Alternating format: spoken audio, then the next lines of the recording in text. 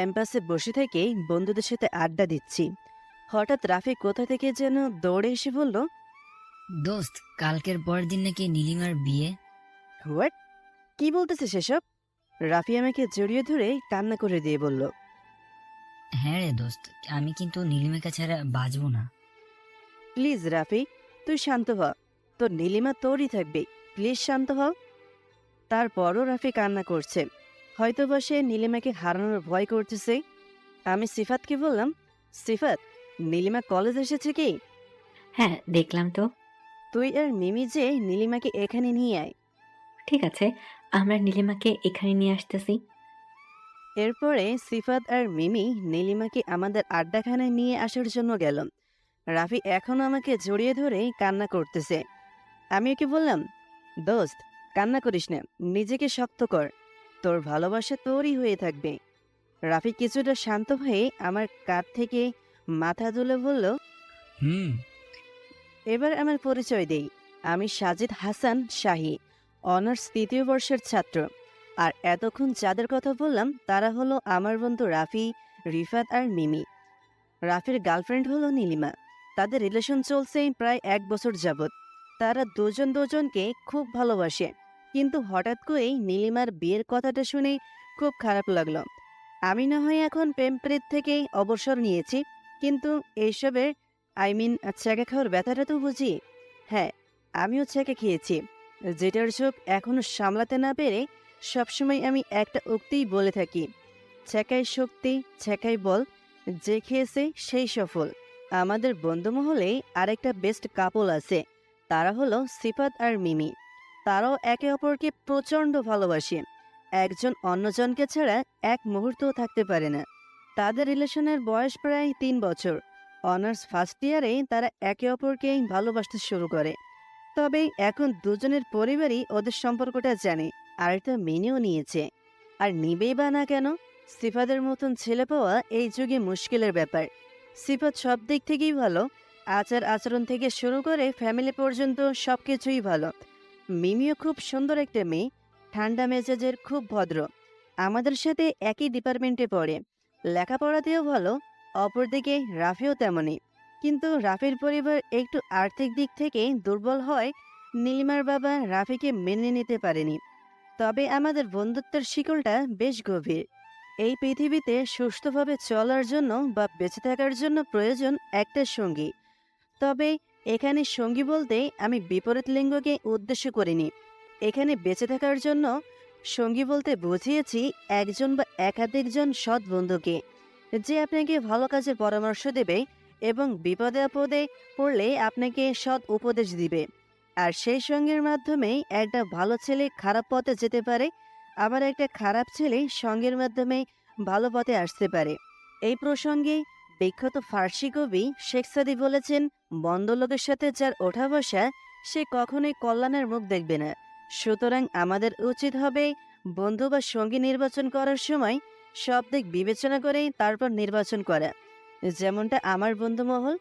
আমাদের কেউ যদি কোনো প্রকার সমস্যায় পড়ি, তাহলে সেই বিষয়ে সর্বপ্রথমে আমাদের নিজেদের মধ্যে আলোচনা করি, তারপরে সবার মতেই সেটা সমাধান করি। যেমনটা আজকে রাফি করল, নীলিমার বিয়ের কথা শোনার সাথে সাথেই আমাদের জানালো। যাকগে, অনেক কথাই হলো, গল্পে আসি। একটু পর সিফাত আর মিমি নীলিমাকে আমাদের কাছে নিয়ে আসলো। নীলিমার মন খারাপ হয়ে আছে। রাফিকে দেখে নীলিমা বলল, প্লিজ রাফি, তুমি কিছু একটা করো। রাফিকে কিছু বলতে না দিয়ে আমি নীলিমাকে বললাম, নীলিমা, তুমি কি রাফিকে ভালোবাসো? হ্যাঁ ভাইয়া, আমি ওকে খুব ভালোবাসি। আমাদের থেকে একবার ছোট হয়, ভাইয়া বলে ডাকে। কিন্তু তোমার তো বিয়ে ঠিক হয়ে গেছে, এখন কি করবে? এখন আমার আত্মহত্যা করা ছাড়া কোনো উপায় নেই, কারণ আমি রাফিকে ছাড়া বাঁচবো না। আত্মহত্যা করার কথা শুনে আমার প্রচুর পরিমাণে রাগ উঠল। আমি নীলিমাকে কষে একটা চড় মারলাম। আত্মহত্যায় কি সকল সমস্যার সমাধানের পথ? তুমি যদি আত্মহত্যা করো, তাহলে রাফির কি হবে, তাকে ভেবে দেখেছো একবার? নীলিমা কান্না করতে করতে বলল, এটা ছাড়া যে আর কোনো উপায় নেই ভাইয়া। কে বললো উপায় নেই? তুমি কি বাসা থেকে পালিয়ে এসে রাফিকে বিয়ে করতে পারবে? কি বলতেছিস এসব তুই? দেখ ভাই, এটা ছাড়া আমাদের আর কোনো পথ নেই। আর তুই যদি এখন বিয়ে না করিস, তাহলে তোরা দুজন একে অপরকে সারা জীবনের জন্য হারিয়ে ফেলবি। এখন বল, তোরা পারবি কিনা? আমার কথা শুনে নীলিমা কিছুটা চুপ থেকে বলল, হ্যাঁ ভাইয়া, আমি পারবো। হ্যাঁ, আমিও রাজি। গুড। তাহলে আজকে তোদের বিয়ে। সিফাত, তুই আজকে রাতের জন্য একটা হোটেল বা বাসা বুক করে, যেখানে আজকে রাফি আর নীলিমার বিয়ে হবে। আরে বাসায় নেওয়ার কি আছে? আমাদের একটা বাসা এখন ফাঁকা আছে, সেখানেই হবে। ঠিক আছে। আর নীলিমা, তুমি সন্ধ্যা 7টার সময় সিফাত যেই ঠিকানা দিবে সেইখানে চলে এসো। ঠিক আছে ভাইয়া। আজকে আর কেউ ক্লাস না করেই বাসায় চলে আসলাম, কারণ আজকে রাফি আর নীলিমার বিয়ে। তাই কিছু কাজ আছে, সেগুলো করতে হবে। বাসায় এসে বাইকটা পার্ক করে দরজার কাছে এসে কলিং বেল বাজাতেই মামি এসে দরজা খুলে দিল। মামি আমাকে এই সময় বাসায় আসতে থেকে বলল, কি হয়েছে আব্বু তোর? এই সময়ে আসলি যে, কিছু হয়েছে নাকি? না মামি, আমি ঠিক আছি, এত চিন্তিত হওয়ার কিছুই নেই। মামি আমার কপালে চুমু দিয়ে বলল, বারে, আমার একমাত্র ছেলে, তার জন্য চিন্তা না করে পারি? হুম, দেখি, সাইড দাও, আমি ফ্রেশ হয়ে আসি। ঠিক আছে, যা। আমি রুমে এসে ফ্রেশ হওয়ার জন্য ওয়াশরুমে ঢুকলাম। আসলে মামির কোনো ছেলে না থাকায় আমাকে নিজের ছেলে হিসেবে দেখে। শুধু মামি নয়, মামাও আমাকে তার ছেলের মতোই ভালোবাসে। আর হ্যাঁ, আমি আমার মামার বাসায় থেকেই পড়ালেখা করি। আমার বাসা নওগাঁ জেলায়। কোনো এক কারণে আজ আমি আমার সেই সোনার শহর ছেড়ে রাজশাহীতে মামার বাসায় পাড়ি জমিয়েছি। তবে এখানে থাকার জন্য যথেষ্ট কারণও আছে। ওয়াশরুম থেকে বের হলাম। একটু পরে জোহরের আজান দিল। নামাজ পড়ে লাঞ্চ করার জন্য নিচে চলে আসলাম। নিচে নেমে দেখি মামা আর মামি সোফায় বসে আছে। আমি যে মামা আর মামির মাঝখানে যেয়ে বসলাম। মামা আমার মাথায় হাত বুলিয়ে দিতে দিতে বলল, আব্বু, তোমার লেখাপড়া কেমন হচ্ছে? ভালো হচ্ছে মামা। তোমার একটা হেল্প লাগবে। আমার মামা হলো এই জেলার ডিসি। কি হেল্প আব্বু? আসলে মামা, আমার এক ফ্রেন্ড মানে রাফি একটা মেয়েকে ভালোবাসে, আর মেয়েটাও রাফিকে ভালোবাসে। কিন্তু সমস্যা হলো মেয়েটার বাবা মেয়েটির বিয়ে ঠিক করেছে। আর মেয়েটা মানে নীলিমা যদি রাফিকে না পায়, তাহলে আত্মহত্যা করবে। ও, তাহলে আমাকে কি করতে হবে? আমরা ঠিক করেছি আজকে রাফি আর নীলিমার বিয়ে দিয়ে দিব। আর দেখো, বিয়ে যদি না দিই তাহলে দুজন দুজনকে হারিয়ে ফেলবে। এতে কে কি কখন করে বসবে তা তো বলা যায় না। আর তোমার কাজ হলো বিয়ের পর যত প্রশাসনিক সমস্যা হবে তা সলভ করা। সমস্যা নেই, আমি এই দিকটা সামলে নিব। কিন্তু রাফির পরিবার বা রাফি যদি মেয়েটাকে কখনো ছেড়ে দেয়, তাহলে কিন্তু সমস্যা হতে পারে। না না, কখনো ছেড়ে দিবে না, এটা আমার বিশ্বাস। তারপরও আমি ভালোভাবে বলবো। ঠিক আছে। তো আব্বু, কখন বিয়ে হবে? রাতে মামি। ও আচ্ছা, অনেক কথাই হলো, চলো এবার লাঞ্চ করবে। হুম, চলো। মামি, তিশা এখনো কলেজ থেকে আসেনি। তিশা হলো আমার একমাত্র মামাতো বোন, এইবার মেডিকেল সেকেন্ড ইয়ারে। না, এখনো আসেনি, আজকে নাকি আসতে দেরি হবে। চলো, খাবে? ও, চলো। এরপর মামা আর মামির সাথে লাঞ্চ করে কিছুক্ষণ কথা বলে রুমে এসে ঘুমিয়ে পড়লাম। বিকেলে ঘুম থেকে উঠে আসরের নামাজ পড়ে রুম থেকে বের হয়ে দেখি তিশা সোফায় বসে টিভি দেখতেছে। আমাকে দেখেই বলল, ভাইয়া, আজকে নাকি তোর কোনো এক বন্ধুর বিয়ে? হ্যাঁ রাফির। তো কিছু বলবি? বলছিলাম, তুই কবে বিয়ে করবি? আমার সম্পর্কে তুই জানিস, তারপরও এই কথা জিজ্ঞেস করতেছিস কেন? না, এমনি বললাম। আর তুই আর কতদিন এভাবে থাকবি? না আছে গার্লফ্রেন্ড, না আছে বউ। দেখ, তোর বন্ধু আজকে রাতে মজা নেবে।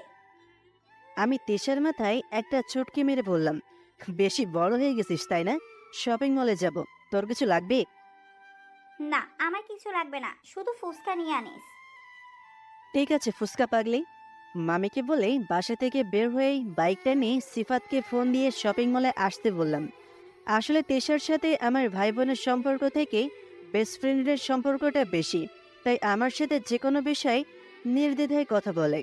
শপিং মলে আসার একটু পরে সিফাত আসলো। সিফাতকে নিয়ে বিয়ের কেনাকাটা করতে লাগলাম। কেনাকাটা বলতে রাফির জন্য একটা শেরওয়ানি আর নীলিমার জন্য একটা শাড়ি, আর রাফির বাসরঘর সাজানোর জন্য যাবতীয় সামগ্রী। বাজার করতে সন্ধ্যা 7টা বেজে গেল। আমি বাজারগুলো সিফাতকে দিয়ে বললাম, সিফাত, তুই এইগুলো তোর বাসায় নিয়ে চল, আমি আমার বাসা থেকে আসতেছি। ঠিক আছে, তাড়াতাড়ি আসিস। ওকে। আর মিমি না আসলে তুই ওকে যে নিয়ে আয়। আচ্ছা। সিফাত চলে যাওয়ার পর আমি বাইক নিয়ে বাসায় আসলাম। বাসায় এসে তিশাকে ওর ফুসকা দিয়ে আমি আমার রুমে যেয়ে ফ্রেশ হয়ে ড্রেস চেঞ্জ করে কিছু টাকা নিয়ে রুম থেকে বের হলাম। নিচে এসে দেখি মামি বসে আছেন। আমি মামিকে বললাম, মামি, আজকে রাতে আমি বাসায় আসতে পারবো না। কেন বাবা? আজকে ওদের বিয়ে তো। বিয়েটা হচ্ছে সিফাতদের একটা বাসায়। বাসাটা শহরের বাইরে হয়, সেখানে রাতে একা থাকার সমস্যা। এই জন্য আমি আর কিছু বন্ধু মিলে সেখানে থাকবো। ঠিক আছে বাবা, সাবধানে থেকো। ওকে মামি। টাকা আছে তোমার কাছে? হ্যাঁ মামি, আজকে লাগবে না। আচ্ছা, ভালোভাবে যেও। আমি হ্যাঁ বলে বাইক নিয়ে আরো 2জন বন্ধুকে নিয়ে রওনা দিলাম সিফাতদের বাসার উদ্দেশ্যে। প্রায় আধ ঘন্টা বাইক চালানোর পর পৌঁছে গেলাম। বাসার ভিতরে যেয়ে দেখি মিমি আর নীলিমার একটা ফ্রেন্ড বসে গল্প করতেছে। আমি আর বন্ধুরা মিলে রাফির বাসরঘর সাজাতে লাগলাম। আর অন্যদিকে মিমি আর নীলিমার বন্ধু নীলিমাকে বিয়ের জন্য সাজাতে লাগলো। ঘর সাজানোর পর আমি আর সিফাতকে বাইকের চাবি দিয়ে কাজী সাহেবকে নিয়ে আসতে পাঠালাম। সিফাত চলে যাওয়ার পরে রাফিকে শেরওয়ানি পরিয়ে রেডি করে রাখলাম। একটু পর কাজী সাহেব আসলেন। আল্লাহর রহমতেই ভালোভাবেই রাফির আর নীলিমার বিয়ে হয়ে গেল। কাজী সাহেবকে তো তার প্রাপ্যটা দিয়ে পাঠিয়ে দিলাম। বিয়ের কাজ শেষ করতে করতে রাত 10:30 বেজে গেল। আমি আসার সময় কিছু খাবার এনেছিলাম, সেগুলো সবাই মিলে খেলাম। খাওয়া দাওয়া শেষে রাফি আর নীলিমাকে ওদের রুমে পাঠিয়ে দিলাম। যাওয়ার সময় ওরা 2জন আমাকে জড়িয়ে ধরে কান্না করে দিয়ে দোয়া নিয়ে রুমে গেল। ওদেরকে রুমে পাঠিয়ে দেওয়ার পরে আমার বন্ধু, মানে যাদেরকে আমি এখানে আসার সময় নিয়ে এসেছিলাম, তারা চলে গেল। এখন নতুন দম্পতিরা ছাড়া আমরা এখানে আছি মোট 4 জন। আমি, সিফাত, মিমি আর নীলিমার ফ্রেন্ড। আমি আর সিফাত একটা রুমে শুয়ে পড়লাম, আর মিমি আর নীলিমার ফ্রেন্ড একটা রুমে ঘুমাতে গেল। সকালে ঘুম থেকে উঠে সবাই মিলে একসাথে নাস্তা করতেছি। তখন সময়টা হয়তো 7টা থেকে 7:30 হবে। কলিং বেল বেজে উঠল। ওদের নাস্তা করতে বলে আমি দরজা খুলতে গেলাম। দরজা খুলতে যেয়ে তো আমার চোখ ছানা বড়া হয়ে গেল, কারণ সামনে দাঁড়িয়ে আছে 2জন পুলিশ আর নীলিমার বাবা। নীলিমার বাবার দিকে তাকিয়ে দেখি চোখ দুটো একেবারে লাল হয়ে গেছে। দেখে বোঝা যাচ্ছে প্রচন্ড পরিমাণে রেগে আছে। আমাকে গম্ভীর গলায় বললেন, আমার মেয়ে কোথায়? আমি মুচকি হেসে বললাম, আপনার মেয়ে তার স্বামীর সাথে নাস্তা করতেছে। হোয়াট? হ্যাঁ, আপনার মেয়ে রাফিকে ভালোবাসে, আর আপনি রাফির সাথে আপনার মেয়েকে বিয়ে দিবেন না, এই জন্য আমি ওদেরকে বিয়ে দিয়েছি। ততক্ষণে নীলিমা, রাফি সহ সকলেই আমাদের কাছে চলে এসেছে। আমার কথা শুনে নীলিমার বাবা তেড়ে এসে আমার শার্টের কলার চেপে ধরল। তোর সাহস হয় কি করে আমার মেয়েকে একটা... বলতেই নীলিমার দিকে তার নজর পড়ল। আমাকে ছেড়ে দিয়ে নীলিমার কাছে যেয়ে বলল, নীলিমা, এই ছেলে যা বলছে তা কি সত্যি? হ্যাঁ বাবা। নীলিমার কথা শুনে নীলিমার বাবা নীলিমাকে সজোরে একটা চড় মেরে বলল, আজ থেকে আমার কোনো মেয়ে নেই, যে ছিল সে মারা গেছে। নীলিমার বাবা চলে যেতে চাইলে নীলিমা ওর বাবার হাত চেপে ধরে বলল, বাবা, আমাদের মেনে নাও, আমি রাফিকে ছাড়া বাঁচবো না। নীলিমার বাবা তার হাত থেকে নীলিমার হাত সরিয়ে নিয়ে আমায় চড় মারতে চাইলে আমি তার হাত ধরে ফেললাম। অনেক করেছেন মিস্টার নজরুল চৌধুরী, আপনি কোথা থেকে এত সাহস পেয়েছেন? হ্যাঁ, নীলিমা এতক্ষণ আপনার মেয়ে ছিল, কিন্তু এখন তাকে আপনি মেয়ে হিসেবে অস্বীকৃতি প্রদান করেছেন।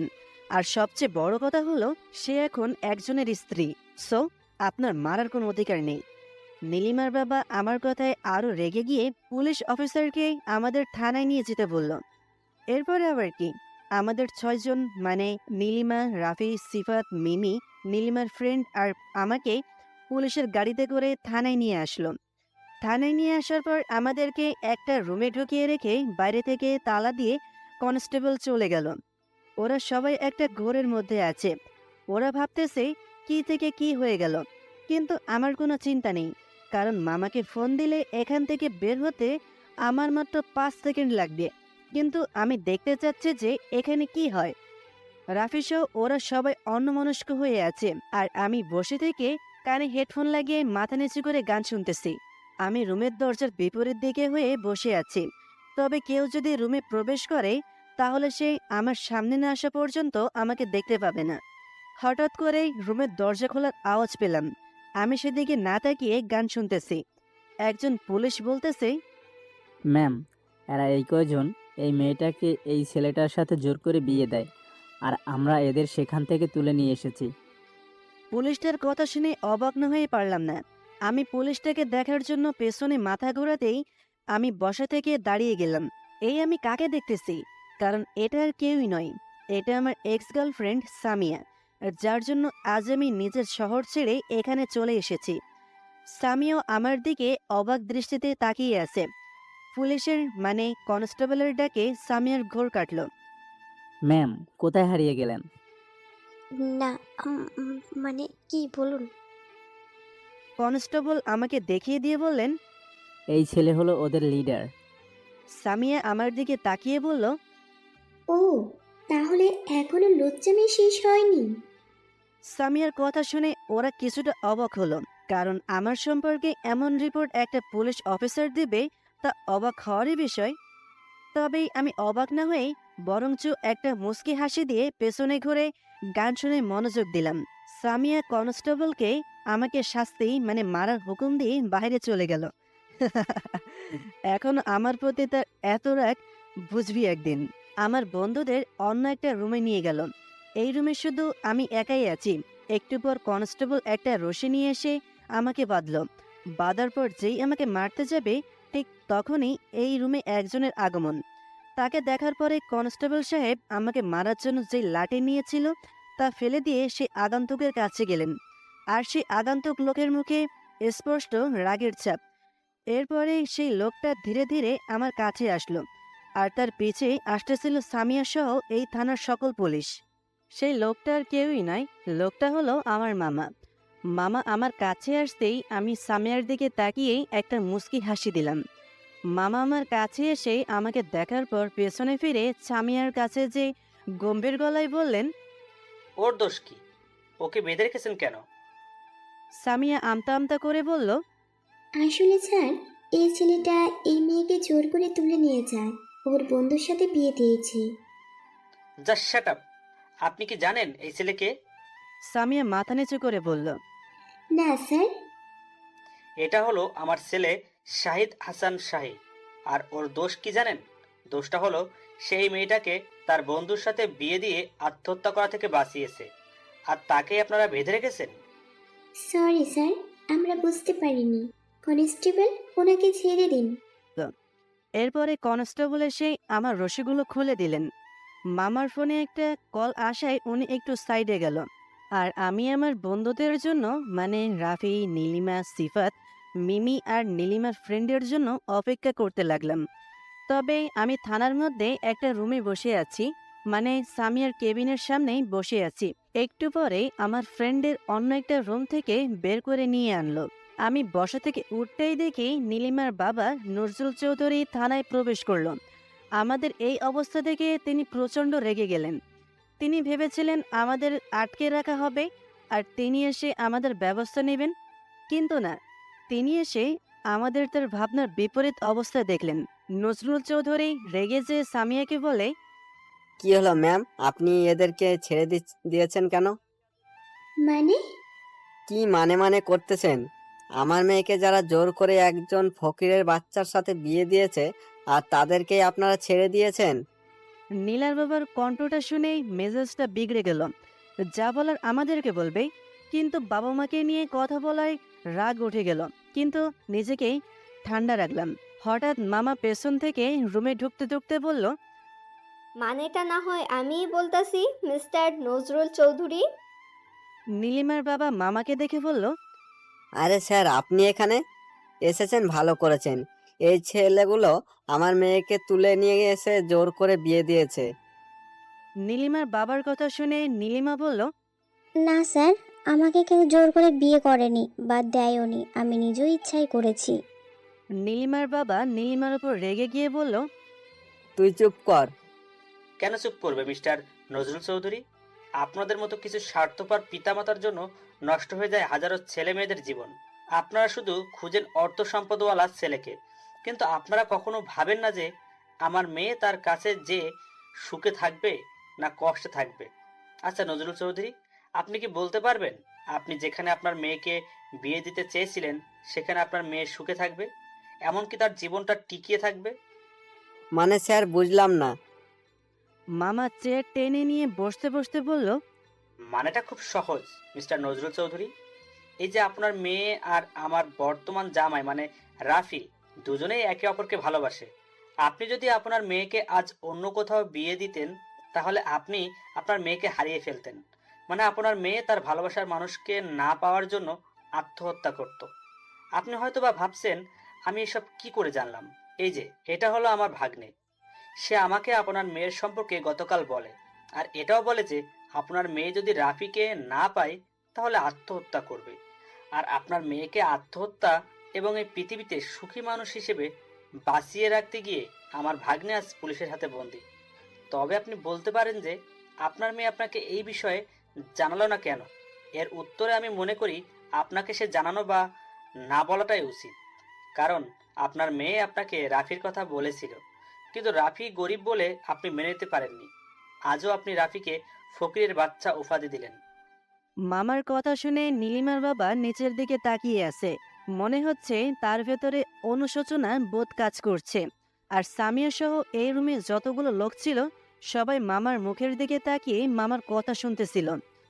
শোনেন, টাকা পয়সার মধ্যে সুখ শান্তি থাকে না। আপনার অনেক অর্থ সম্পদ আছে, কিন্তু আপনার মেয়ে আপনার কাছ থেকে আলাদা বা অনেক দূরে, যেখান থেকে আর ফিরবে না। তাহলে কি হবে আপনার এত অর্থ সম্পদ থেকে, যেখানে বাবা নামের ডাকটি আর শুনতে পারবেন না?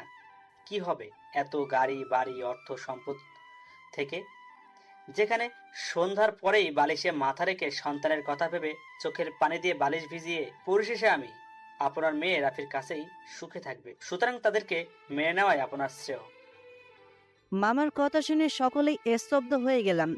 নীলিমার বাবা কিছুক্ষণ চুপ থেকে রাফির কাছে এসে রাফির হাত ধরে কান্না করতে করতে বলল, প্লিজ বাবা, তুমি আমাকে ক্ষমা করে দাও। আমি না বুঝে এতদিন তোমাকে অপমান করেছি। আমি এতদিন অর্থ সম্পদের মোহে পড়ে অন্ধ হয়ে গিয়েছিলাম। আমি কখনো ভাবিনি আমার মেয়ে কার কাছে সুখে থাকবে আর কার কাছে দুঃখে থাকবে। কিন্তু আখরাজ্জামান স্যারের কথা শুনে আমি বুঝতে পারলাম আমার মেয়ে তোমার কাছেই সুখে থাকবে, আর আমার মেয়ের সুখেই আমাদের সুখ। আঙ্কেল, আপনি আমার বাবার বয়সী, আপনি আমার কাছে ক্ষমা চাচ্ছেন কেন? আর আপনার জায়গায় যে কেউ হলে এই কাজটাই করতো। আমি আপনাকে আগেই ক্ষমা করে দিয়েছি। নীলিমার বাবা রাফিকে ছেড়ে দিয়ে এসে আমার মামাকে জড়িয়ে ধরে বলল, স্যার, আপনার জন্যই আজ আমি আমার মেয়েকে সঠিক ছেলের হাতে তুলে দিতে পেরেছি। ধন্যবাদ আপনাকে। আমাকে ধন্যবাদ দেওয়ার কিছু নেই, ওদেরকে মেনে নিলেই আমি খুশি হব। ঠিক আছে স্যার। এরপরে নীলিমার বাবা নীলিমার কাছে এসে নীলিমার হাত ধরে বলল, মারে, আমাকে ক্ষমা করে দে। আমি না বুঝে তোদের ভালোবাসাকে অপমান করেছি। নীলিমা ওর বাবাকে জড়িয়ে ধরে বলল, বাবা, আমি তোমাকে মাফ করে দিচ্ছি, তুমি শুধু আমাদের মেনে নাও। হ্যাঁ রে মা, মেনে নিয়েছি তোদের মেনে। রাফি বাবা, তোমার বাবার নাম্বার দাও। এই নিন আঙ্কেল। আঙ্কেল কি? হ্যাঁ, আমাকে বাবা বলে ডাকবে। ঠিক আছে বাবা। গুড। এরপরে নীলিমার বাবা আমার কাছে এসে বলল, বাবা শাহিদ, তুমি আমাকে মাফ করে দাও। তুমি আমার মেয়ের সুখের জন্য এত কিছু করছো, আর আমি আঙ্কেল, এখানে আমার ক্ষমা করার কিছুই নেই। আপনি ওদের মেনে নিয়েছেন, এতেই আমি খুশি। এরপরে নীলিমার বাবা সবার কাছ থেকে তার পূর্বের ব্যবহারের জন্য ক্ষমা চাইলেন। সবাই তাকে ক্ষমা করে দিল। এরপরে তিনি আরও কিছুক্ষণ কথা বলে রাফি আর নীলিমাকে তার বাড়িতে যেতে বলে থানা থেকে চলে গেলেন। এরপরে মামাও কিছুক্ষণ কথা বলার পর তিনিও অফিসে চলে গেলেন। এখন শুধু আমি, রাফি, নীলিমা, আমার বন্ধুরা আর সামিয়া রুমে আছি। রাফি আমাকে জড়িয়ে ধরে বলল, দোস্ত, তোকে যে কি বলে ধন্যবাদ দিব তা খুঁজে পাচ্ছি না। শালা, ধন্যবাদ দিতে হবে না। এখন রেস্টুরেন্টে নিয়ে যেয়ে কিছু খাওয়া। থানায় আসার সময় ভেবেছিলাম তারা কিছু খেতে দিবে, কিন্তু তা না করে তারা রাগ নিয়ে আর বাঁচে না। সামিয়াকে শুনিয়ে শুনিয়ে বললাম, আমার কথা শুনে সামিয়া আমার দিকে ভুরু কুচকে তাকালো। সিফাত হাসতে হাসতে বলল, আর একটু পরে তোর মামা আসলে পুলিশ ম্যামকে তোকে সকালে নাস্তা করে দিত। আমি পকেটে হাত ঢুকিয়ে বললাম, তোদের পুলিশ ম্যাম আমাকে মারবে? সাহস দেখলে আমাকে একটু হাত দিতে বল। আমার কথা শুনে সামিয়া আরো খেপে গেল। এখানে আরনা থেকে তার কেবিনে চলে গেল। সামিয়ার এরকম ব্যবহার দেখে ওরা কিছুটা অবাক হলো। আমি বিষয়টা এড়িয়ে নিয়ে যাওয়ার জন্য রাফিকে বললাম, কখন খাবি সেটা বল। ভাইয়া চলেন, আমি আপনাদের খাওয়াবো। তুমি থামো, আজকে আমরা রাফির থেকে খাবো। এরপরে আমরা সবাই থানা থেকে বের হয়ে আসলাম। আমি বের হয়ে এসে ওদেরকে বললাম, তোরা চল, আমি আসতেছি। কোথায় যাবি আবার? আসতেছি, তোরা চল। ওদেরকে এই কথা বলে আমি আবার থানায় আসলাম। থানায় এসে সোজা সামিয়ার কেবিনে গেলাম। রুমে ঢুকে দেখি মিস রুমে নেই। আমি একটা চেয়ার নিয়ে বসে পড়লাম। একটু পরে ম্যাম ওয়াশরুম থেকে বের হয়ে আসলো। আমাকে তার রুমে দেখে তেড়ে এসে আমার জামার কলার চেপে ধরে আমার মুখের কাছে মুখ নিয়ে এসে বলল, তোর সাহস কি করে হয় আমার অনুমতি ছাড়া আমার রুমে আসার? আমিও আমার দুটো ঠোঁটে হালকা ছুঁয়ে দিয়ে বললাম, এখনো তো তোর সেই তেজ ফোরায়নি দেখতেছি। লক্ষ্য করলাম সামিয়া দুটি ঠোঁট কাঁপতেছে। আমি আর নিজেকে সামলাতে না পেরে আবার 4 ঠোঁট এক করে দিলাম। সামিয়া ছাড়ানোর চেষ্টা করতেছে, কিন্তু আমার শক্তির কাছে পেরে উঠতে পারতেছে না। প্রায় 5 মিনিট পরে ছেড়ে দিয়ে বললাম, এত দেমাগ কিন্তু ভালো নাই, বুঝেছিস? আর মিষ্টি শাকটা কিন্তু অসাধারণ ছিল। বলেই একটা চোখ টিপে দিয়ে রুম থেকে বের হয়ে আসলাম। মনে মনে ভাবছি, আমাকে কষ্ট দেওয়ার ফল এখন হাড়ে হাড়ে টের পাবে মিস সামিয়া। আমি থানা থেকে বের হয়ে বাইরে এসে দেখি আমার বন্ধুরা আমার জন্য অপেক্ষা করতেছে। আমাকে দেখে একটু কাঁদছিল। চল তাড়াতাড়ি। কেউ আর কোনো কথা না বাড়িয়ে 3টা রিক্সা নিয়ে রওনা দিলাম রেস্টুরেন্টের উদ্দেশ্যে। আমি আর সিফাত এক রিক্সায়, রাফি আর নীলিমা এক রিক্সায়, মিমি আর নীলিমার ফ্রেন্ড এক রিক্সায়। শাহিদ সামিয়ার রুম থেকে বের হয়ে যাওয়ার পরে সামিয়া বিড়বিড় করে বলতেছে, শয়তান ছেলে বলে নাকি আমার তেজ এখনো কমেনি। আমার তেজ আছে তাহলে আমাকে কিস করলি কেন? আমি কি সরকারি জিনিস? এখন তো আগের থেকেও দেখতে ভালো হয়েছিস। আবার বলে আমার মিষ্টির স্বাদটা নাকি অসাধারণ। শয়তান ছেলে একটা। আমরা একটা রেস্টুরেন্টের সামনে এসে রিক্সা থেকে নামলাম। ভাড়া মিটিয়ে রেস্টুরেন্টে ঢুকে 6 জন মিলে একটা টেবিল বুক করলাম। একটু পরে ওয়েটার আমাদের অর্ডার নিতে আসলো। আমরা যে যার ইচ্ছে মতন অর্ডার করলাম। খাওয়া দাওয়া শেষে রাফি বিল দিল। এরপরে রেস্টুরেন্ট থেকে বের হয়ে যে যার মতন বাসায় চলে যাওয়ার জন্য রিক্সা নিল। রাফি আর নীলিমার বাসায় গেল। আসার সময় সিফাতকে বললাম আমার বাইকটা ওর বাসা থেকে নিয়ে আসতে। আমি বাসায় এসে কলিং বেল বাজাতেই মামি দরজা খুলে দিল। মামির সাথে কিছুক্ষণ কথা বলে রুমে এসে ফ্রেশ হয়ে শুয়ে পড়লাম, কারণ গত রাতে ভালো ঘুম হয়নি। বালিশে মাথা দিতেই ঘুমিয়ে গেলাম। সন্ধ্যায় টিচার ডাকে ঘুম ভাঙল। ঘুম থেকে উঠে ফ্রেশ হয়ে হালকা নাস্তা করে ছাদে গেলাম। ছাদে যে দোলনায় বসতেই মনে পড়ে গেল 3 বছর আগের কথা। ডুব দিলাম 3 বছর আগের সেই অতীত। ভাইয়া, ও ভাইয়া, ওঠো না, আর কত ঘুমাবা? আজকে আমাকে ঘুরতে নিয়ে যাবে না? হ্যাঁ আপু, তুই যা, আমি আসতেছি।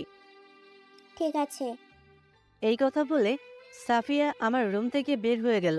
ও, আপনাদের তো বলাই হয়নি, সাফিয়া হলো আমার একমাত্র আদরের বোন। আমার পরিবারের সদস্য সংখ্যা মোট 4 জন, মা বাবা বোন আর আমি। বাবা হলেন এখানকার নওগাঁর একটা কলেজের প্রিন্সিপাল, আর মা হলেন গৃহিণী। আমি এবার ইন্টার সেকেন্ড ইয়ারে, আর সোফিয়া এবার 9ম শ্রেণীতে। এই নিয়ে আমাদের পরিবার। আজকে শুক্রবার দুপুরে নামাজ পড়ে এসে লাঞ্চ করে ঘুমিয়েছিলাম। আমার বোনের ডাকে আমার ঘুম ভেঙে গেল। আজকে নাকি তাকে নিয়ে ঘুরতে যেতে হবে, আমিও নিয়ে যাই। ফ্রেশ হয়ে ড্রেস চেঞ্জ করে রুম থেকে বের হয়ে নিচে আসলাম। নিচে এসে দেখি আমার আব্বু আম্মু সোফায় বসে থেকে গল্প করতেছে। আমাকে দেখে আম্মু বলল, কোথায় যাবি বাবা? আম্মু, সোফিয়া নাকি আজকে ঘুরতে যাবে, তাই ওকে নিয়ে একটু ঘুরতে যাব। ঠিক আছে, ভালোভাবে যাবি। আম্মুর সাথে কথা বলতেই সোফিয়া ওর রুম থেকে সেজেগুজে বের হয়ে নিচে আসলো। ঠিক আছে আম্মু। বাসা থেকে বের হয়ে আসতেই আব্বু বলল, শাহিদ, গাড়ি নিয়ে যাও। না আব্বু, রিক্সায় চড়ে যাব। আচ্ছা, যাও। এরপরে আমি সাফিয়াকে নিয়ে বাসা থেকে বের হয়ে আসলাম। রাস্তায় এসে একটা রিক্সা নিয়ে ঘুরতে বের হলাম। বাইক আছে, কিন্তু আজকে নিয়ে আসতে মন চাইলো না। প্রথমে একটা পার্কে আসলাম। পার্কে দুই ভাই বোন কিছুক্ষণ আড্ডা দিয়ে একটা ফুচকার দোকানে যেয়ে দুই ভাই বোন একসাথে ফুচকা খেলাম। ফুচকা খাওয়ার পরে একটু ঘোরাফেরা করে আর একটা রিক্সা নিয়ে বাসায় আসলাম। বাসায় আসতে সন্ধ্যা হয়ে গেল। রুমে এসে ফ্রেশ হয়ে নামাজ পড়লাম। নামাজ পড়ে কিছুক্ষণ স্টাডি করলাম। একটু পরে সাফিয়া এসে ডিনার করার জন্য ডেকে গেল। আমিও ডিনার করার জন্য নিচে গেলাম। ডাইনিং টেবিলে যেয়ে দেখি আব্বু আম্মু আর সাফিয়া আমার জন্য অপেক্ষা করতেছে। আমি যে আম্মুর পাশে বসলাম। আম্মু আমাকে তার হাত দিয়ে তুলে খাইয়ে দিল। এটা আম্মুর নিত্যদিনের একটা রুটিন। আমাকে খাইয়ে দিয়ে দেখে সাফিয়ার গাল ফুলিয়ে বলল, আম্মু, তুমি শুধু ভাইয়াকে বেশি আদর করো, আমাকে একটুও করো না? আমার আম্মুটা তো দেখতাছি রাগ করেছে। এসো, তোমাকেও খাইয়ে দেই। সাফিয়া খুশি হয়ে আম্মুর অন্য পাশে বসলো। আম্মু সাফিয়াকে খাইয়ে দিতে লাগলো। খুব আনন্দের সাথে ডিনারটা শেষ করলাম। ডিনার শেষে আব্বু আম্মুর সাথে কিছুক্ষণ আড্ডা দিলাম। এরপরে রুমে এসে স্টাডি করে ঘুমিয়ে পড়লাম। সকালে সাফিয়ার ডেকে ঘুম থেকে উঠলাম। ঘুম থেকে উঠে ঘড়িতে তাকিয়ে দেখি প্রায় 9টা বেজে গেছে। তাড়াহুড়ো করে ফ্রেশ হয়ে নাস্তা করে বাইক নিয়ে বের হলাম কলেজের উদ্দেশ্যে। আর আব্বু সাফিয়াকে ওর স্কুলে নামিয়ে দিয়ে কলেজে যাবে। আর হ্যাঁ, আমি আব্বুর কলেজেই, মানে আব্বু যেই কলেজের প্রিন্সিপাল, আমি সেই কলেজেই পড়ি। কলেজে এসে পৌঁছানোর পরে বাইকটা পার্কিং লটে রেখে বন্ধুদের কাছে গেলাম। যে দেখি বন্ধুরা আমাদের আড্ডা দেওয়ার জায়গায় বসে আছে। আমাকে দেখে নীলা, আমার বন্ধু, আর আরও আছে ইকবাল, সাকিব, রিয়াদ আর মিতু বলল, কি রে, এত দেরি করলি কেন আসতে? হ্যাঁ, আজকে দেরি করলি কেন? আরে দোস্ত, ঘুম থেকে উঠতে দেরি হয়ে গেছে। কেন, কেউ ডাক দেয়নি? না রে, ডাক দেওয়ার জন্য কেউ থাকলে তো ডেকে দিবে। তাহলে বিয়ে কর, তাহলেই তো ডাক দেওয়ার মানুষ পাবি। কি যে বলিস না তুই! আমার মতন কচি ছেলেকে বুঝি কেউ বিয়ে করবে? আইসে রে আমাদের কচি খোকা, এখন যদি বিয়ে দেওয়া হয় তাহলে 12টা ছেলে মেয়ের বাবা হয়ে যাবে, আর সে নাকি কচি খোকা। ওই হ্যালো, আমার যদি বিয়ে হতো তাহলে 12টা ছেলে মেয়ে হতো। তাহলে তোদের এতদিনে একটাও হলো না কেন? ইকবাল আর মিতুরকে উদ্দেশ্য করে। আর হ্যাঁ, মিতু আর ইকবাল চাচাতো ভাই বোন, আর তাদের ছোটবেলাতেই বিয়ে হয়েছে। মানে ওদের দুজনের বয়স যখন 13 বছর ছিল তখন ওদের দাদু মারা যান, আর দাদুর মারা যাওয়ার আগেই ওদের বিয়ে দিয়ে গেছেন। আমার কথা শুনে ইকবাল আর মিতু বাদে সবাই অট্টহাসিতে হাসতে লাগলো। ইকবাল মিতুর দিকে মুচকি মুচকি হাসছে। মিতু নিচের দিকে তাকিয়ে মুচকি হেসে বলল, এই হারামি, আমাদের মধ্যে বাচ্চা নেওয়ার জন্য এখনো কিছুই হয়েছে? আজ থেকে 8 বছর আগে বিয়ে হয়েও যদি তোদের মধ্যে কিছু না হয় তাহলে তো আমার মতো সিঙ্গেল থাকাই ভালো। এখন না পারবি কোনো মেয়ের সাথে কথা বলতে, না পারবি প্রেম করতে। ইকবাল, তোর কপাল শেষ রে, কপাল শেষ। ঠিকই বলেছিস। এখন থেকেই যেই প্যারা দেয় না, জানি পরবর্তীতে আরো কতগুলো অপেক্ষা করতেছে। ইকবালের কথা শুনে আমরা আর হাসি আটকে রাখতে পারলাম না। আমরা সবাই হাসতে লাগলাম, আর মিতু রাগে ফুঁসতেছে। মিতু রেগে যে ইকবালকে বলল, আমি তোকে প্যারা দিই তাই না? দাঁড়া আগে, বাসায় চল, তোকে দেখাচ্ছি মজা। ইকবাল মিতুর মাথায় হাত বলে দিতে দিতে বলল, কে বলল তুমি আমাকে প্যারা দাও?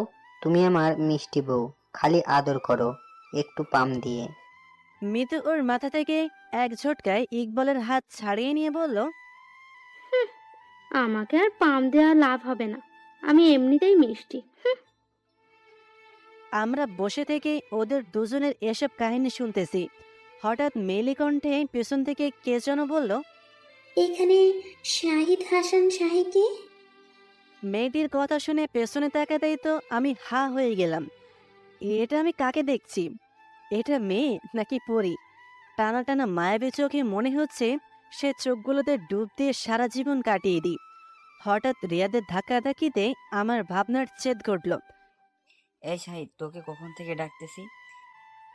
ও হ্যাঁ, না মানে বল। মেয়েটা তোকে ডাকতেছে। আমি মেয়েটিকে বললাম, হ্যাঁ বলুন। আপনি কি শাহিদ হাসান শাহী? হ্যাঁ। আসলে আমি এই কলেজে ট্রান্সফার হয়ে এসেছি। প্রিন্সিপাল স্যারকে কিছু ভালো বন্ধুর কথা বলেছি, তিনি আমাকে আপনার কাছে পাঠিয়েছেন। আমি কি আপনাদের বন্ধু হতে পারি? আমি কি বলবো ভেবে পাচ্ছি না। আমার ক্রাশ আমার কাছে এসেছে ফ্রেন্ড হওয়ার জন্য, ভাবা যায়? আমি বললাম, হ্যাঁ বন্ধু হতে পারো, কিন্তু তুমি করে বলতে হবে। মেয়েটি মুচকি হেসে বলল, ঠিক আছে, বলবো। উপস। মুচকি হাসি দেখে তো আমি আবার এই মেয়ের প্রতি ক্রাশ খেয়ে গেলাম। কি তার হাসি, মন চাচ্ছে সারাক্ষণ তাকিয়ে থাকি। আমি বললাম, এসো পরিচয় করিয়ে দিই। এরপরে আমার সকল বন্ধুদের সাথে মেয়েটিকে পরিচয় করিয়ে দিলাম। আমি ওকে জিজ্ঞাসা করলাম, তোমার নাম কি? আমার নাম সামিয়া আক্তার। হাই আল্লাহ, চেহারাটা যেমন সুন্দর নামটাও তেমন সুন্দর। এরপরে আরও কিছুক্ষণ মেয়েটির সাথেই আমাদের সাথে আড্ডা দিয়ে চলে গেল। আজকে নাকি ক্লাস করবে না, আর যাওয়ার সময় আমার ফোন নাম্বার নিয়ে গেল। আমরা সবাই ক্লাসে গেলাম। সব ক্লাস শেষ করে সবাই আমরা বন্ধুরা ক্যান্টিনে গেলাম। আর এটা আমাদের প্রতিদিনের একটা কাজ আর কি। ক্যান্টিনে যাওয়ার পর যে যার মতন অর্ডার করলাম। আর হ্যাঁ, আজকে খাওয়ানোর দায়িত্ব হলো মিতুর, মানে ইকবালের জানুর। খাওয়া দাওয়া করতে করতে সাকিব আমাকে জিজ্ঞাসা করলো, আচ্ছা শাহিদ, তুই আমাকে একটা কথা বলবি? বল। তুমি তো কোনোদিনও কোনো মেয়ে সহজে বন্ধু বানাতে চাস না, কিন্তু আজকে তোর কি এমন হলো যে মেয়েটি মানে সামিয়াকে একেবারে দেখার পর তুই তাকে বন্ধু বানালি? সাকিব ঠিক বলেছে, আর তুই তো কোনো মেয়ের দিকে তা ভুলে তাকিয়েও দেখিস না, কিন্তু আজকে সামিয়াকে দেখার পর তুই অন্য জগতে হারিয়ে গিয়েছিলি। কি মামা, সামথিং সামথিং নাকি? আমি মুচকি হাসি বললাম, আরে তেমন কিছু না। তুই আমাদের কাছে মিথ্যা বলার চেষ্টা করিস না, কারণ আমরা তোকে সেই ছোট্টবেলা থেকেই চিনি বা তোর সাথে চলাফেরা করি। সো কাহিনী কি বল? আসলে আমি সামিয়াকে প্রথম দেখাতেই ক্রাশ খেয়েছি। প্রথম দেখাতেই তাকে ভালো লেগে গেছে। বলতে পারিস তাকে আমি ভালোবেসে ফেলেছি। যাক মামা, তাহলে তুইও কাউকে ক্রাশ খেলি। আরে ক্রাশ খাবে না কেন? আমাদের ভাবি কি দেখতে খারাপ নাকি? শাহিদ না ক্রাশ খাইলে আমি প্রপোজ করতাম। কি বললি? কিছু না, এমনি মজা করলাম আর কি। শাশুড়ি মাকে যদি আজ তোর কথা না বলেছি, তাহলে আমার নাম মিতু না। আমাকে ছাড়া অন্য মেয়ের দিকে নজর দেয়া, দাঁড়া। এই না না, লক্ষ্মী বউ আমার এমন করে না, আর কারো দিকে নজর দিব না, বলে দিলাম। মনে থাকে যেন। ঠিক আছে মিষ্টি বউ। আমরা নিত্যদিনে ওদের এসব দেখে অভ্যস্ত। প্রত্যেক দিনই তারা এমন করে, তবে তাদের মধ্যে ভালোবাসার কোনো কমতি নেই। দিন দিন বেড়েই চলেছে। খাওয়া দাওয়া শেষ করে ক্যান্টিন থেকে বের হয়ে বন্ধুদের থেকে বিদায় নিলাম। এরপরে পার্কিং লট থেকে বাইক নিয়ে বাসায় চলে আসলাম। বাসায় এসে গোসল করে নামাজ পড়ে লাঞ্চ করতে বসলাম। সাফিয়া আর আব্বু এখনো আসেনি, আর তারা একটু দেরি করেই আসে, তাই প্রতিদিন আম্মু আর আমি একাই লাঞ্চ করি। লাঞ্চ করে রুমে এসে একটু রেস্ট নেওয়ার জন্য বেডে গা এলিয়ে দিলাম। হঠাৎ করেই ফোনটা বেজে উঠল। দেখি অপরিচিত নাম্বার। রিসিভ করতেই অপর পাশ থেকে একটা মেয়েলি কণ্ঠ। আসসালামু আলাইকুম। ওয়ালাইকুম আসসালাম। কে আপনি? চিনতে পারোনি? না, চিনতে পারিনি। কে আপনি? নাম বলুন। আজকে কাকে ফোন নাম্বার দিয়েছিলে? আমি একটু রেগেই বললাম, কই, কাউকেই তো দেয়নি, আর পরিচয় না দিলে ফোন কাটলাম। আরে রেগে যাচ্ছ কেন? আমি সামিয়া। সামিয়ার কথা শুনে আমি শোয়া থেকে ধড়ফড় করে উঠে বসলাম। ও সামিয়া, আসলে আমি বুঝতে পারিনি। ঠিক আছে, সমস্যা নেই। তো দিয়েছো কি জন্য? কোনো দরকার নাকি? না, তেমন কিছু না। আমি ফোন দেওয়ায় তোমার অসুবিধা হলো নাকি? আরে না, অসুবিধা হতে যাবে কেন? তোমার কথাই তো ভাবছিলাম গো, মনে মনে। আমি আবার ভাবলাম আমি ফোন দেওয়ায় তোমার জিএফ এর সঙ্গে কথা বলতে অসুবিধা হচ্ছে বুঝি? কি যে বলো না, আমার কোনো জিএফ নেই। সত্যি? কিন্তু তোমারও তো খুশি হওয়ার কারণ কি? সেটা তুমি বুঝবে না। আর শোনো, আজকে বিকেলে ফ্রি আছো? হ্যাঁ, কেন? তোমার সাথে ঘুরতে যাব তাই। সামিয়ার কথা শুনে আমার তো লুঙ্গি ড্যান্স দেওয়ার মতন অবস্থা, কিন্তু নিজের আনন্দটাকে চাপা রেখে বললাম, কি, তুমি আমার সাথে ঘুরতে যাবে মানে? আমার সঙ্গে তো তোমার তেমন পরিচয় নেই। আমি এই শহরে নতুন এসেছি, তাই ঘুরতে বের হব, আর সেটাও তোমার সাথে। ব্যাস, তুমি পরিচিত হও বা অপরিচিত হও, বিকেলে আমাকে নিয়ে ঘুরতে যাবে, এটাই ফাইনাল, বুঝেছো? ঠিক আছে মহারানী। এই, তুমি আমাকে মহারানী বলছো কেন? মহারানী তো বেব তার জিএফকে আদর করে বলে। সরি, ভুল হয়ে গেছে। হুম। তোমাকে আমার জেব করতে কতক্ষণ? এই, কিছু বললে? কই, না না, ভয় পেয়ে। এই মেয়ে আবার শুনতে পেল নাকি? ঠিক আছে, আমি রেডি হয়ে থাকবো, তুমি আমার বাসার সামনে এসে ফোন দিবা। আমি তো তোমার বাসা চিনি না। আমার বাসার ঠিকানা তোমার ফোনে এসএমএস করে পাঠিয়ে দিচ্ছি। ওকে। ফোন রেখে ভাবতে লাগলাম, সামিয়াও কি আমাকে প্রথম দেখাতে ভালোবেসে ফেলেছে? আর তা না হলে আমার জিএফ থাকার কথা শুনে এমন বিহেভ করলো কেন? না, এখন এসব ভেবে লাভ নেই। ঘুমিয়ে পড়লাম। ঘুম থেকে উঠে দেখি 4:30। দ্রুত ফ্রেশ হয়ে আম্মুর কাছে যেয়ে বললাম, আম্মু, একটু ঘুরতে বের হচ্ছি। ঠিক আছে, তাড়াতাড়ি এসো। ঠিক আছে। আম্মুর রুম থেকে বের হতেই সাফিয়া এসে বলল, ভাইয়া কোথায় যাবে? একটু বাইরে যাচ্ছি, তোর কিছু লাগবে? সাফিয়া কিছুক্ষণ ভেবে বলল, চকলেট আর ফুচকা নিয়ে এসো। কি, তুই কি এখনো বাচ্চা হয়ে আছিস? এই বয়সে কেউ চকলেট খায়? তুমি আনবে কিনা বলো। ঠিক আছে, আমার একমাত্র বোন যখন নিয়ে আসতে বলেছে, তার না নিয়ে আসতে পারি? হ্যাঁ, তাড়াতাড়ি আসবে। আচ্ছা। এরপরে আমি বাইক নিয়ে বের হলাম সামিয়ার দেওয়া ঠিকানায়, মানে সামিয়ার বাসায়। আমার বাসা থেকে সামিয়ার বাসা বেশ দূরেই। প্রায় 25 মিনিট বাইক চালানোর পর সামিয়ার বাসার সামনে এসে পৌঁছালাম। বাইকে বসে থেকেই সামিয়ার কাছে ফোন দিয়ে বাসা থেকে বের হয়ে আসতে বললাম। একটু পর সামিয়া বাসা থেকে বের হয়ে আসলো। আমি সামিয়ার দিকে তাকিয়ে তো আবার ক্রাশ খেলাম। কি আছে এই মেয়েটার প্রতি যা বারবার আমাকে তার প্রতি আকর্ষিত করে? নীল কালারের শাড়ি, ঠোঁটে গোলাপি লিপস্টিক আর হালকা মেকআপে যা লাগছে বলে বোঝাতে পারবো না। সামিয়ার সামনে এসে তুড়ি মেরে বলল, এই যে মিস্টার, কি দেখায় এমন হ্যাঁ করে? আমি সামিয়ার দিকে তাকিয়ে বললাম, তোমাকে দেখছি, মন চাচ্ছে সারা জীবন এভাবে তাকিয়ে থাকি। সামিয়া লজ্জা পেয়ে মাথা নিচু করে বলল, তাই? বাইকে ওঠো। এরপরে সামিয়া আমার বাইকে উঠল, আর আমি ওকে নিয়ে ঘুরতে বের হলাম। সামিয়ার বাসা থেকে খানিকটা দূরে যাওয়ার পরে বাইকের গতি বাড়িয়ে দিলাম। বাইকের গতি বাড়িয়ে দেওয়ার জন্য সামিয়া আমার কাঁধে হাত রেখে জড়িয়ে ধরল। আমি কিছুটা অস্বস্তি বোধ করছি, কারণ সামিয়াই আমার জীবনে প্রথম মেয়ে যে আমার বাইকে এত ঘনিষ্ঠভাবে বসে আছে। আমি সামিয়াকে নিয়ে একটা পার্কে আসলাম। বাইক থেকে নেমে ওকে একটা গাছের নিচে বসালাম। দুজনে কিছুক্ষণ আড্ডা দিলাম। এরপরে আমি সামিয়াকে নিয়ে কিছু জায়গায় ঘোরাফেরা করে দুজনে ফুচকা খাইয়ে ওকে ওর বাসায় নামিয়ে দিয়ে আসলাম। বাসায় আসতে সন্ধ্যা হয়ে গেল।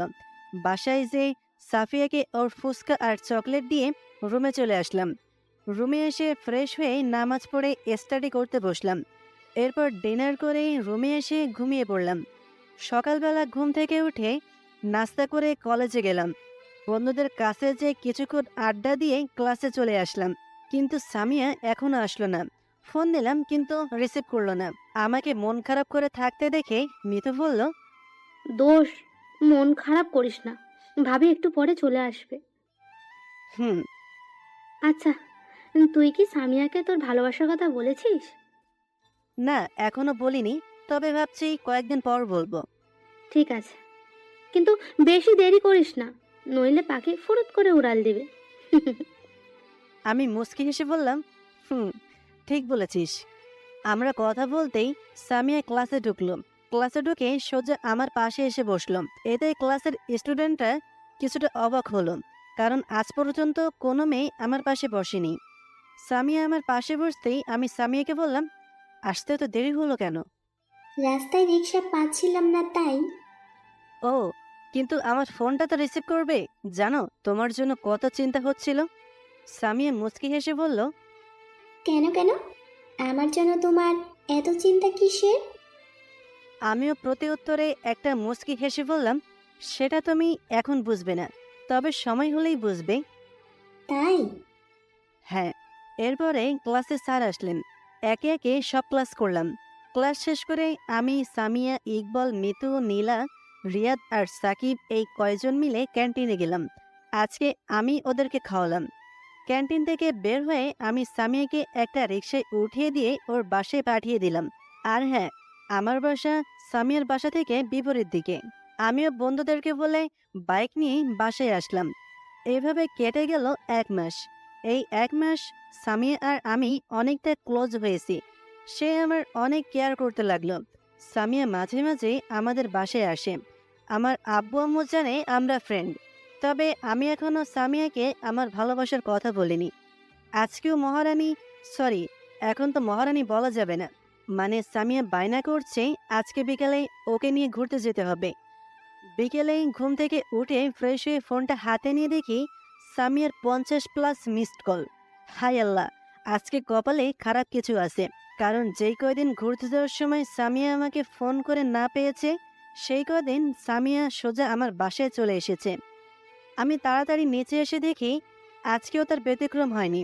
ম্যাম সোফায় বসে থেকে আম্মু আর সাফিয়ার সাথে গল্প করতেছে। আমাকে দেখেই দাঁড়িয়ে গেল। এরপর আমি আম্মুকে বলে সামিয়াকে নিয়ে ঘুরতে বের হলাম। বাইক নিয়ে আসলাম আব্দুল জলিল পার্কে। বেশ কিছুক্ষণ ঘোরাফেরা করার পর সামিয়াকে নিয়ে একটা ফাঁকা জায়গায় বসলাম।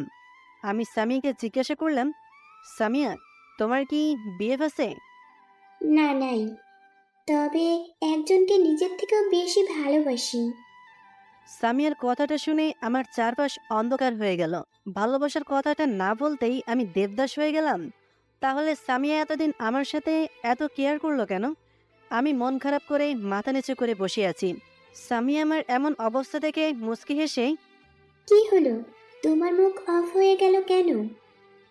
না, আমি ঠিক আছি। সামিয়া বসা থেকে উঠে আমার সামনে এসে আমার হাত ধরে বলল, শাহিদ, তুমি কি আমাকে ভালোবাসো?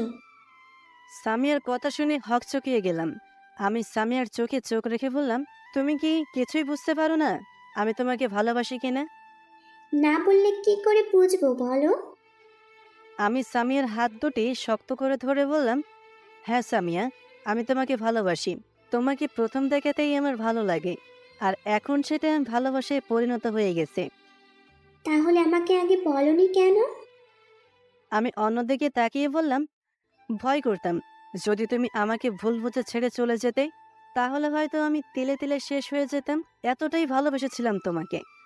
কিন্তু তোমাকে আজ আমার সেই জমানো কথাগুলো না বলার জন্য আজ তার চেয়ে বেশি কষ্ট পেতে হচ্ছে। সামিয়া অবাক হয়ে বলল, কেন? এই তো, আমার মনের কথাগুলো তোমাকে না বলার জন্য আজ তুমি তোমার মনে অন্য কারোর জন্য বাসা বেঁধেছ। আগে যদি তোমাকে আমার ভালোবাসার কথা বলতাম, তাহলে হয়তো বা এই কষ্টটা আমাকে পেতে হতো না। কথাগুলো বলতে আমার চোখের কোণায় পানি চলে আসলো।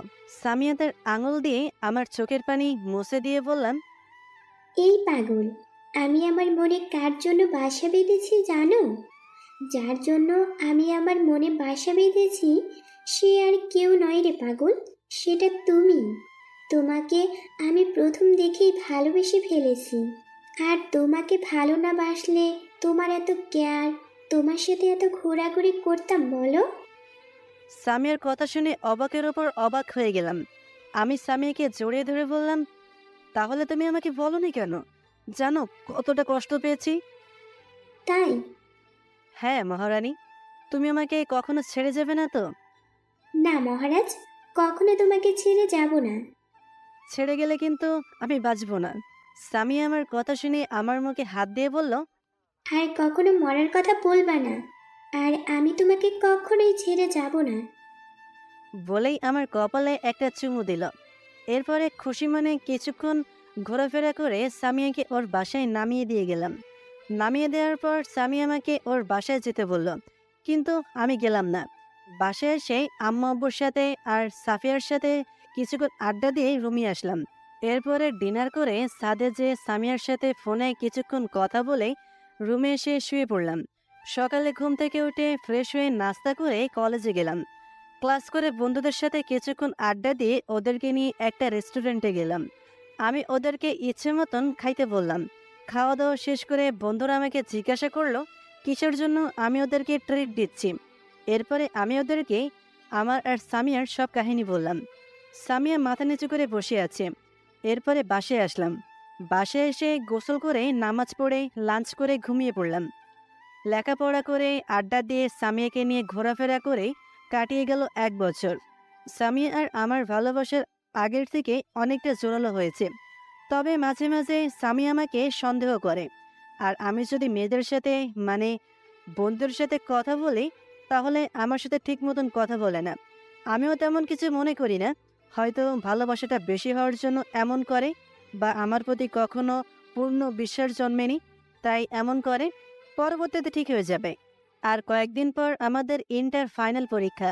এখন লেখাপড়া একটু বেশি সময় দিতে হচ্ছে, যার ফলে সামিয়াকে বেশি সময় দিতে পারি না। পরীক্ষা শুরু হয়ে গেল। পরীক্ষার মধ্যে সামিয়াকে নিয়ে তেমন ঘোরাফেরা করা হয়নি, শুধু কথা হয়। আজকে পরীক্ষা শেষ হলো, আল্লাহর রহমতেই ভালোভাবেই পরীক্ষা দিলাম। সকালে ঘুম থেকে উঠে ফ্রেশ হয়ে নাস্তা করে সাফিয়া আর সামিয়াকে নিয়ে ঘুরতে বের হলাম, কারণ পরীক্ষার জন্য বেশ কদিন থেকে সামিয়াকে নিয়ে কোথাও ঘুরতে যাওয়া হয়নি। ঘোরাফেরা করে বাসায় আসলাম। বাসায় এসে গোসল করে জোহরের নামাজ পড়ে লাঞ্চ করে ঘুমিয়ে পড়লাম। এভাবে কেটে গেল প্রায় 1 মাস। বিকেলে রুমে বসে আছি, আম্মু এসে বলল, বাবা, তিশা আমাদের এখানে আসতেছে, তুই বাস স্ট্যান্ডে যাই তিশাকে একটু নিয়ে আয়। তিশা কখন বাস স্ট্যান্ডে এসে পৌঁছাবে? আম্মু আমাকে একটু আগে ফোন দিয়ে বলল। আর আধা ঘন্টা পর এসে পৌঁছাবে। ঠিক আছে আম্মু, যাচ্ছি। বাইক নিয়ে বাসা থেকে বের হয়ে বাস স্ট্যান্ডে চলে আসলাম। আমাদের বাসা থেকে বাস স্ট্যান্ডে বাইক নিয়ে আসতে 7 থেকে 8 মিনিট সময় লাগে। বাস স্ট্যান্ডে এসে বাইক নিয়ে নামতেই ফোনটা বেজে উঠল। পকেট থেকে বের করে দেখি সামিয়া ফোন দিয়েছে। রিসিভ করতেই সামিয়া বলল, এই কোথায় আছো তুমি? আমি তো একটু বাস স্ট্যান্ডে এসেছি। ও, কখন আসবে? প্রায় আধ ঘন্টা পর। ঠিক আছে, আসো। সামিয়ার সাথে কথা বলে ফোনটা পকেটে রাখতেই তিশা যে বাসে আসার কথা ছিল সেটা চলে আসলো। আধ ঘন্টা পরে আসার কথা, কিন্তু এখনো কেন চলে আসলো?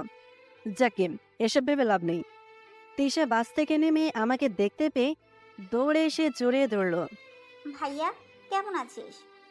ভালো আছি আপু, তুই কেমন আছিস? আমিও ভালো আছি। এরপরে তিশাকে বাইকে উঠিয়ে নিয়ে বাসে আসার জন্য রওনা দিলাম। মাঝ রাস্তায় এসে তিশা একটা ফুচকার দোকান দেখতে পেয়ে আমার কাছে বায়না ধরলো ফুচকা খাবে। আমি ওর না করলাম না, কারণ আমিও তিশাকে নিজের বোনের মতোই ভালোবাসি। বাইক থেকে নেমে দুজনে ফুচকার দোকানে গিয়ে বসলাম। তিশা আর আমি পাশাপাশি বসলাম। ফুচকার দোকানটা রাস্তার পাশে হয় যে কেউ আমাদেরকে রাস্তা থেকে স্পষ্টভাবে দেখতে পাবে। একটু পর ফুচকাওয়ালা মামা এসে 1 প্লেট ফুচকা দিয়ে গেলেন, তবে 1 প্লেটেই ডাবল প্লেটের ফুচকা ছিল। আমি তিশাকে ফুচকা খাইয়ে দিচ্ছি আর তিশা আমাকে ফুচকা খাইয়ে দিচ্ছে। আর হ্যাঁ, ছোটবেলায় যখন তিশা আমাদের বাসায় থাকতো তখন থেকেই তিশা আমার হাতে খাবার তুলে খাইতো। বলতে পারেন আমার হাতে খাবার খাওয়া ছাড়া তিশার পেট ভরতো না হয়তো। এই অভ্যাসটা এখনো আছে। হঠাৎ করে কে যেন আমার শার্টের কলার চেপে ধরল। তাকেই দেখি সামিয়া। রাগে চোখ মুখ লাল হয়ে গেছে। আমাকে কিছু বলতে না দিয়ে সামিয়া ঠাস ঠাস করে 2টা চড় মেরে, এটাই তোর বাস স্ট্যান্ড? বাস স্ট্যান্ডের নাম করে তুই এখানে মেয়ে নিয়ে ফুর্তি করেছিস? সামিয়া আমার কথাটা তো শোনো। কি শুনবো? হ্যাঁ, আমাকে ছেড়ে তুই অন্য মেয়ের সাথে নষ্টি ফষ্টি করে বেড়াবি? কেন তুই আমার ভালোবাসাকে নিয়ে খেলনি বল? আমি সামিয়ার হাত ধরে বললাম, সামিয়া প্লিজ তুমি আমার কথা শোনো। সামিয়া ওর পা থেকে জুতা খুলে আমার গেলে 2টা বাড়ি মেরে বলল, তুই আর কখনো আমার নাম মুখে নিবি না। তোকে ভালোবাসাটাই আমার জীবনের সবচেয়ে বড় ভুল। তোকে ভালো মনে করে তোর সাথে সম্পর্ক করেছিলাম, কিন্তু কি করলি এটা? তুই একটা প্রতারক। তুই কখনো আমার সামনে আসবি না। তোকে দেখে এখন আমার ঘৃণা হয়, জাস্ট ঘৃণা। এই কথাগুলো বলে সামিয়া চলে গেল। তিশা ওকে থামিয়ে কিছু বলতে চাইলে আমি তিশাকে থামিয়ে দিলাম, কারণ এতদিনে সে আমার ভালোবাসাটাকে বুঝতে পারল না। এতক্ষণে অনেক লোক জড়ো হয়েছে, সবাই আমাকে নিয়ে বাজে মন্তব্য করছে। আমি তাদের কাছে হয়ে গেলাম প্লে বয়, কিন্তু কেউ আমার কাছে এসে সত্যিটা জানতে চাইল না। আমি আর কিছু না বলে দোকানদারের বিল মিটিয়ে তিশাকে নিয়ে বাসায় চলে আসলাম। বাসায় এসে ফ্রেশ হয়ে শুয়ে থেকে ভাবতে লাগলাম, কী হয়ে গেল। সামিয়া একটা ছোট্ট বিষয় নিয়ে এরকম বাজে বিহেভ করবে তা ভাবতেও পারিনি। সন্দেহ করাটাই স্বাভাবিক ছিল, কিন্তু সে তো বিষয়টা আগে ভালোভাবে জানবে। হঠাৎ তিশা আমার রুমে এসে আমার পাশে বসলো। ভাইয়া, আমার জন্য আজ তোর এমন হলো, প্লিজ তুই আমাকে মাফ করে দে। আমি তিশাকে বললাম, হারে পাগলি, এটা স্বাভাবিক ব্যাপার, পরে এমনিতেই ঠিক হয়ে যাবে, চল নিচে যাই। চলো। আর হ্যাঁ, তিশা আমার আর সামিয়ার সম্পর্কে সবকিছু জানে। তিশাকে আমি সামিয়ার একটা ছবি দেখিয়েছিলাম, কিন্তু সামিয়া তিশাকে চিনত না। আর তিশা ছাড়া আমার আর সামিয়ার ব্যাপারে আমার পরিবারের কেউ জানে না। নিচে যে সোফায় বসে সামিয়ার বলা কথাগুলো ভাবতেই আমার ভেতরটা মুচড়ে উঠল। আমি আর বসে না থেকে আমার রুমে চলে আসলাম। রুমে এসে বেডে আটশা হয়ে সামিয়াকে ফোন দিলাম। কি করব, বড্ড ভালোবাসি যে মেয়েটাকে। একবার ঢুকলো, ঢোকার পর আমার ফোনটা কেটে দিল, আবার দিলাম, এখন আর ফোন ঢুকতেছে না, সুইচ অফ করে রেখেছে। আরও কয়েকবার দিলাম, কিন্তু ফলাফল একই।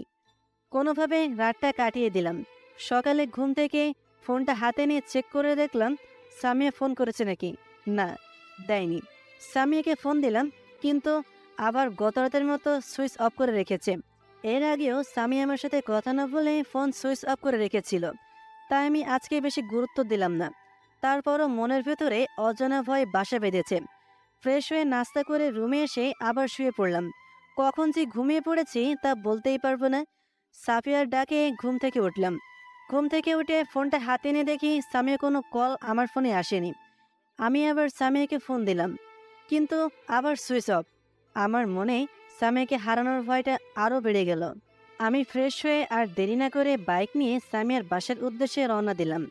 সামিয়ার বাসায় এসে কলিং বেল বাজাতেই সামিয়ার আম্মু এসে দরজা খুলে দিলেন। আসসালামু আলাইকুম আন্টি, কেমন আছেন? ওয়ালাইকুম আসসালাম। আলহামদুলিল্লাহ ভালো আছি বাবা, তুমি কেমন আছো? আলহামদুলিল্লাহ। ভিতরে এসো বাবা। আন্টির সাথে বাসার ভেতরে ঢুকলাম। আন্টি আমাকে সোফায় বসতে বললেন। আমি সোফায় বসে আন্টিকে জিজ্ঞাসা করলাম, আন্টি, সামিয়া কোথায় গিয়েছে? সামিয়া তো ওর কোনো এক ফ্রেন্ডের বাসায় গিয়েছে। কেন, তোমায় বলে যায়নি? অবাক হয়ে, আর আন্টি জানে আমি আর সামিয়া বেস্ট ফ্রেন্ড। আন্টির কথা শুনে আমার দুনিয়া ওলট পালট হয়ে গেল। এবার সত্যিই বুঝি আমি সামিয়াকে হারিয়ে ফেললাম। কাঁপা কাঁপা কণ্ঠে আন্টিকে বললাম, না আন্টি, বলেনি তো। আপনাকে কি বলেছে? কোন ফ্রেন্ডের বাসায় গিয়েছে? আমাকে তো বলেনি বাবা। কখন গিয়েছে? আজকে সকালে গিয়েছে। ও, তোমাদের মধ্যে কিছু কি হয়েছে নাকি? মেয়েটা কালকে তোমার সাথে দেখা করতে যাওয়ার পরে বাসায় এসে কান্না করতে শুরু করেছিল। না আন্টি, আমাদের মধ্যে কিছুই হয়নি। ও আচ্ছা, বাবা লাঞ্চ করো চলো। না আন্টি, বাসায় যেয়ে লাঞ্চ করব, থাকেন। আন্টিকে আর কিছু বলতে না দিয়ে সামিয়ার বাসা থেকে বেরিয়ে চলে আসলাম। আমার বাসায় এসে কারোর সাথে কথা না বলে আমার রুমে এসে শুয়ে পড়লাম। এইভাবে 2 মাস পার হয়ে গেল। এই কয়েকদিনে সামিয়ার সাথে আমার কোনো যোগাযোগ হয়নি। এই কয়েকদিনে আমি কারোর সাথে ঠিক মতন কথা বলিনি। বন্ধুদের সাথেও তেমন কথা হয়নি। প্রতিদিন বিকেলবেলা সেই পার্কে যাই যেখানে সামিয়া আর আমাকে ওয়াদা করেছিল যে কখনো সে আমাকে ছেড়ে যাবে না। বিকেলবেলা শুধু ওই পার্কেই যাই। যদি পার্কে যে একবার স্বামীকে দেখতে পেতাম।